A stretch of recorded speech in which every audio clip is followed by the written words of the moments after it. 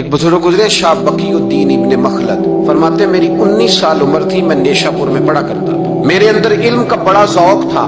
ایک استاذ کے پاس جب میں پڑھنے گیا تو میرے استاد مجھے فرمانے لگے کہ بیٹے تیرا ظرف بڑا ہے اور میرا علم چھوٹا ہے، تو کسی بڑے عالم کے پاس جا۔ میں نے استاد سے کہا کہاں جاؤں؟ تو کہنے لگے اگر ہو سکے نا تو بغداد شریف چلا جا۔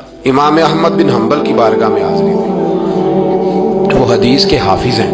آج بھی آپ ان کی مسند امام احمد دیکھیں، جو حدیث کا طالب علم ہوتا ہے اسے مزہ آ جاتا ہے پڑھنے پر۔ کیا بات ہے امام احمد بن حنبل کی، انہوں نے اللہ نے اعزاز دیا کہ آج بھی مکے اور مدینے میں امام احمد بن حنبل کے مذہب پر فتویٰ دیا جاتا ہے، وہاں کے لوگ حنبلی کہلاتے، اتنی اللہ نے انہیں شان عطا فرمائی۔ کہتے ہیں میں نیشاپور سے نکلا جب تو بحری رستے کے لیے میں آنے لگا یہاں، جب جہاز میں بیٹھا نا تو رستے میں طوفان آ گیا۔ طوفان اس تیزی کے ساتھ آیا اور اتنے دن جاری رہا کہ ہمارے جہاز کی سمت ہی بدل گئی، ڈائریکشن ہی بدل گئی، گویا جانا ادھر تھا تو جہاز کا منہ ادھر ہو گیا۔ فرماتے ہیں جا کے کسی کنارے ہم اترے، یہ دیکھیں جو لوگ طالب علم جاتے تھے، فرماتے ہیں وہاں جا کے اترے، وہاں پتہ چلا کہ اس جزیرے پہ ہم اترے ہیں، یہاں سے اگر پیدل جائیں گے تو 7 مہینے میں بغداد پہنچیں گے۔ اور فرماتے ہیں کہ پیسے بھی کوئی نہیں، ختم ہو گئے۔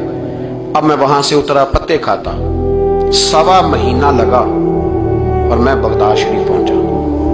اور جب پوری جد و جہد کر کے وہاں پہنچ گیا نا تو پتہ چلا کہ امام احمد بن حنبل کا تو مدرسہ ہی بند ہو گیا، ان کے تو جمعہ پڑھانے پہ پابندی لگ گئی ہے، وقت کا بادشاہ ناراض ہو گیا ہے۔ اس کا مطلب ہے وہ بھی سیاسی باتیں کرتے ہوں گے، ناراض ہو گیا، اس نے پکڑ کے آپ کو جیل میں ڈال دیا۔ تو امام صاحب تو پڑھاتے ہی نہیں۔ فرماتے میں اب تلاش کرنے لگا کہ مجھے پتہ چلے امام صاحب کہاں قید ہیں۔ بتایا گیا کہ ان کو ان کے گھر کو جیل، سب جیل قرار دے کے نظر بند کر دیا گیا اور گھر کے چاروں کونے میں پولیس کھڑی ہے۔ امام احمد بن حنبل رحمۃ اللہ تعالی علیہ کے وہ شاگرد شاہ بقی الدین صاحب فرماتے ہیں کہ میں جب وہاں پہنچ گیا، وہاں پہنچ کر کے میں نے لوگوں سے کہا کہ تم نا قریب نہ جانا، بس مجھے بتا دینا کہ امام صاحب کا گھر کہاں ہے۔ تو کہتے ہیں ایک شخص نے مجھے کہا کہ میں انگلی کا اشارہ نہیں کروں گا، آنکھ کا اشارہ کروں گا، کیونکہ حالات بڑے خراب ہیں۔ کہتے ہیں اس نے آنکھ کے اشارے سے بتایا کہ وہ سامنا گیٹ امام صاحب کا ہے۔ کہتے ہیں میں واپس آ گیا، اب ساری رات سوچتا رہا کہ امام صاحب کے گھر تعلیم حاصل کرنے کیسے جانا ہے۔ فرماتے ہیں پھر مجھے ایک تجویز سمجھ میں آئی۔ صبح جب میں نے اٹھا تو میں نے سر سے پگڑی اتاری، اپنے بالوں میں ہاتھ ڈال کے بال بکھیر دیے، چاروں جانب بکھر گئے، زلفیں رکھی ہوئی تھی۔ فرماتے ہیں پھر میں نے اپنی قمیض کو تھوڑا سا ایک جگہ سے پھاڑا، تھوڑا سا دوسری جگہ سے پھاڑا، ٹخنوں کے قریب کر کے کہتے ہیں میں نے جا کے تھوڑی سی تہمت کو بھی پھاڑا۔ ہاتھ کے اندر میں نے کاسا پکڑا جیسے فقیر مانگنے والے پکڑتے۔ اب تو فقیر کہتا نا اللہ بھلا کرے، اللہ بھلا کرے، تو اس زمانے میں کہتے تھے اجرکم علی اللہ، اجرکم علی اللہ، تمہیں اللہ اجر دے، تمہیں اللہ۔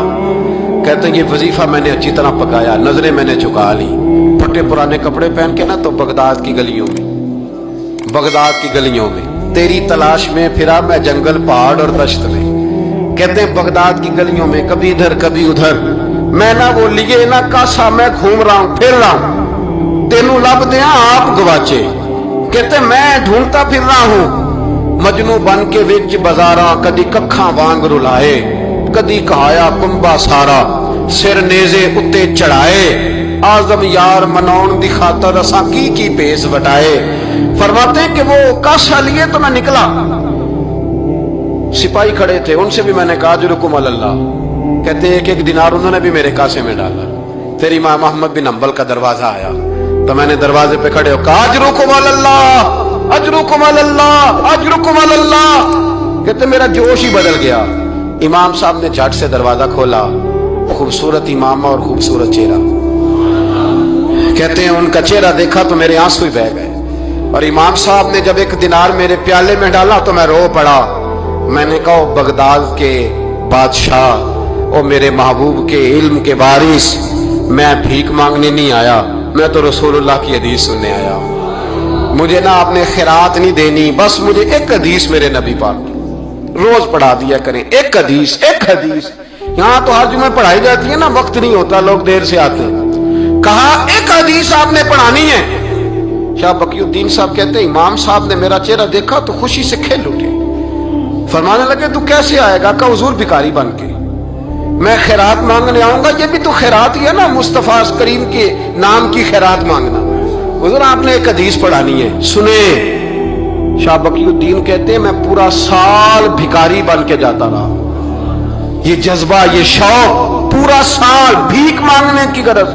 یہاں تو ہمیں اپنے علماء میں کمزوریاں نظر آنے لگ جائے گا. سب ٹھیک ہے جی, وہ ایک بات نہیں ٹھیک, لہذا چھٹی, میں اب خود بہت بڑا محدث ہوں, مجھے کیا ضرورت. حضرت شاہ بقی الدین کہتے ہیں میں پورا سال جاتا رہا. امام احمد بن حنبل مجھے فرماتے یار میں بھی سوچتا تھا کہ کہیں میرے علم کو زنگ ہی نہ لگ جائے. دیکھو اللہ نے فضل کیا ہے, مجھے ایک طالب علم عطا فرما دیا ہے.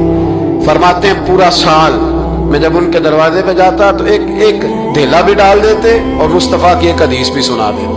اور فرماتے ہیں دنیا ساری پڑھتی ہے, پر ہمارے پڑھنے کا استاد انداز یہ تھا کہ استاد پہلے امامہ باندھتے, جبہ پہنتے, اور اس قید میں نظر بندی کے عالم میں جب وہ نبی پاک کی حدیثیں سناتے تو ان کی آنکھیں آنسوؤں سے بھر جاتی.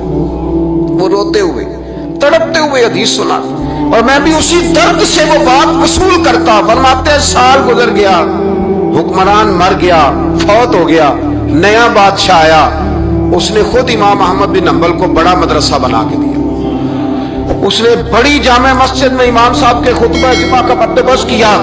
فرماتے ہیں ہزاروں طالب علم کئی ملکوں سے امام صاحب کے دروازے پر آ کے بیٹھنے لگے.